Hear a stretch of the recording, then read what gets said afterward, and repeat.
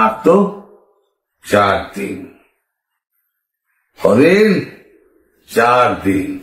যাই হোক, এর আগে আমি বলেছিলাম 18 তারিখ একটা ধর্মঘটের ডাক দেওয়া হয়েছে।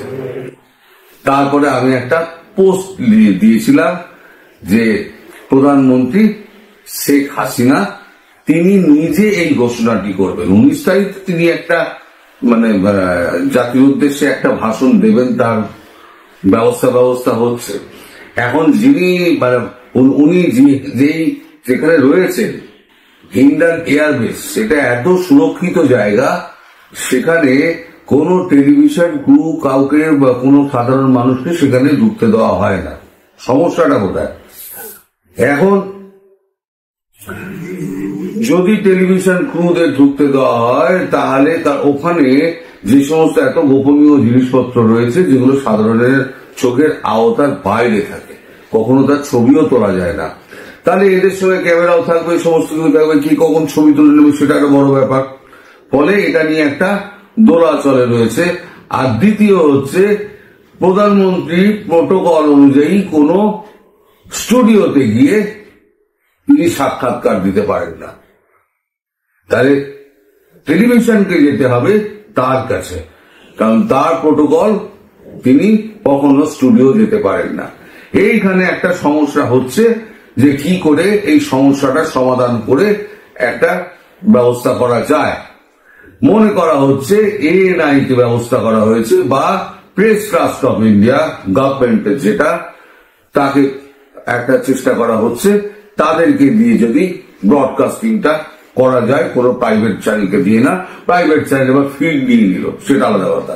এখন সেটাও যদি প্রতিরক্ষার বিভাগ যদি অনুমতি না দেয়, তাহলে একমাত্র ওই সোশ্যাল মিডিয়া ছাড়া ওনার আর কোনো জায়গা নেই, কারণ উনি যেখানে থাকছেন সেখানে কাউকে ঢুকতে দেওয়া যায় না।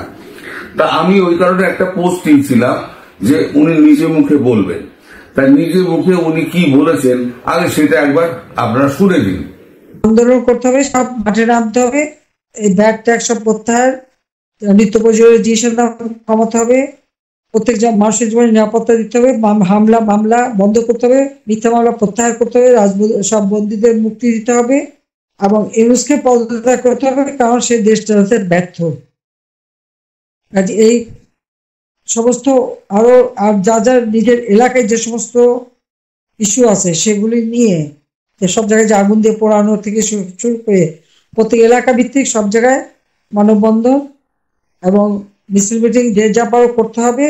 আর যদি রাস্তা নামতে না দেয় তাহলে হরতাল রেখে দেবা, যার যার এলাকায় যেখানে যেখানে সুবিধা হবে এই হরতাল ডিক্লারেশন দিয়ে দেবা। দরকার 18 তারিখে হরতাল দেবা, কিন্তু 18 তারিখে যাওয়ার কথা না। জি জি দিয়ে দিও, ঠিক আছে? এটা আমি বলে দিচ্ছি, আমাদের এর কাছে ওর কাছে ফোন করে তোমাদের জানতে হবে না, যেটা আমি বলছি সেটা মনোযোগ দিয়ে শুনবা এবং এভাবে সবাইকে বলো।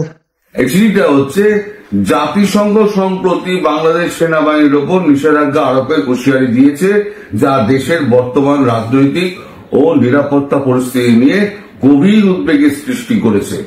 জাতিসংঘ থেকে পাঠানো একটি চিঠির মাধ্যমে বাংলাদেশ সশস্ত্র বাহিনীকে জানানো হয়েছে যে যদি আগামী 25 দিনের মধ্যে বাংলাদেশের রাজনৈতিক স্থিতিশীলতা না আনা যায়, প্রধানমন্ত্রী শেখ হাসিনাকে পুনরায় ক্ষমতায় ফিরিয়ে আনার প্রক্রিয়া সফলভাবে বাস্তবায়ন না হয়, তবে বাংলাদেশ সেনাবাহিনীর উপরে শান্তি রক্ষা মিশনে অংশগ্রহণের নিষেধাজ্ঞা আরোপ করা হবে।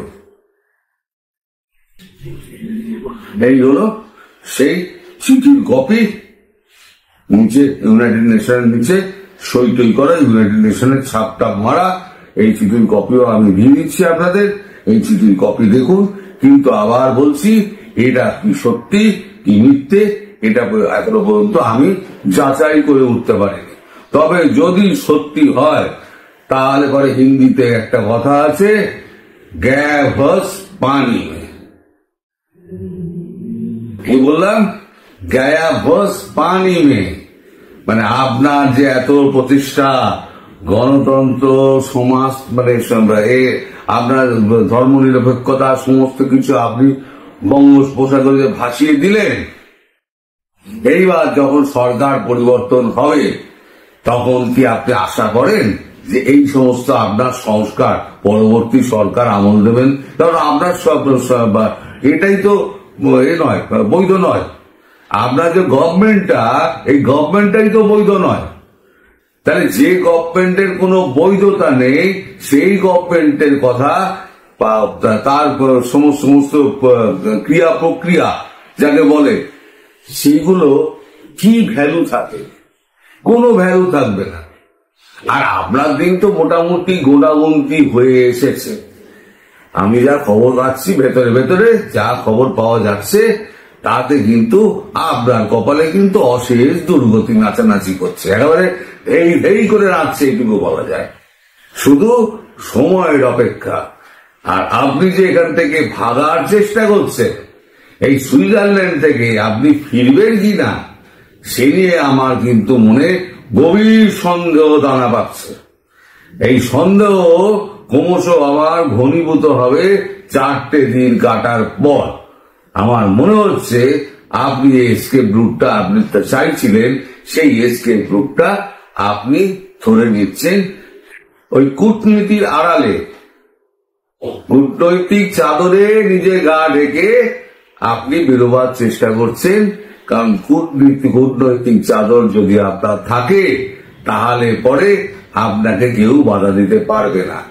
আর তা না হলে কূটনৈতিক মিশন যারা এই 19 তারিখ 11টা 1 মিনিটের মধ্যে যাদেরকে বলা হয়েছে পদত্যাগ করতে, তারা যখন দেশে ফিরে যাবে তাদের সঙ্গে আপনি একটা ভাগার প্ল্যান করছেন, সে খবরটাও আমি পেয়েছি।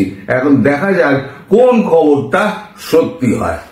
আপনি 19 তারিখ যেটা ঠিক করেছিলেন না, আমি জানি 19 তারিখ আপনি ওই এদের সঙ্গে ভাগার চেষ্টা করতেন। কূটনৈতিক মিশনের যারা কর্মী আছে, যারা বাইডেন প্রশাসনে তারা নিয়োজিত ছিল, তাদেরকে সমস্ত 11টা 1-এর মধ্যে 19 তারিখ রিজাইন করতে বলা হয়েছে এবং দেশে ফিরতে বলা হয়েছে। তাদের সঙ্গে যদি আপনি ফিরে যান তাহলে পরে আপনাকে কেউ ধরতে পারবে না। আপনি খুব বুদ্ধি কাটিয়ে, এগুলো সমস্ত কিছু প্রযোজিত। আমি তো আগের ভিডিওতেই বলেছি এগুলো সমস্ত কিছু প্রযোজিত, কিন্তু যেখানেই আপনি যান না কেন আপনাকে কিন্তু ঠিক ধরে আনা হবে। আর আপনাকে এই দেশের মাটিতেই আপনার বিচার করা হবে।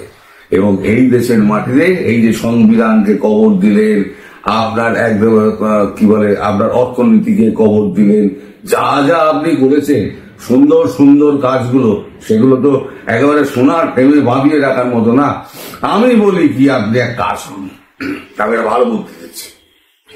সেটা হচ্ছে এই ধ্বংসাত্মক অর্থনীতি নিয়ে আপনি একটা বই লিখে ফেলুন। ধ্বংসাত্মক অর্থনীতির ওপরে কিন্তু কোনো বই নেই এখনো পর্যন্ত। আপনি খুব সার্থক ভাবে এটা লিখতে পারবেন। আর যদি লিখে ফেলেন, আমি গ্যারান্টি দিচ্ছি আপনি ম্যাগসেসে পুরস্কার পাবেন। ডক্টর ইউনূস, আপনাকে আমি একটা ভালো বুদ্ধি দিচ্ছি।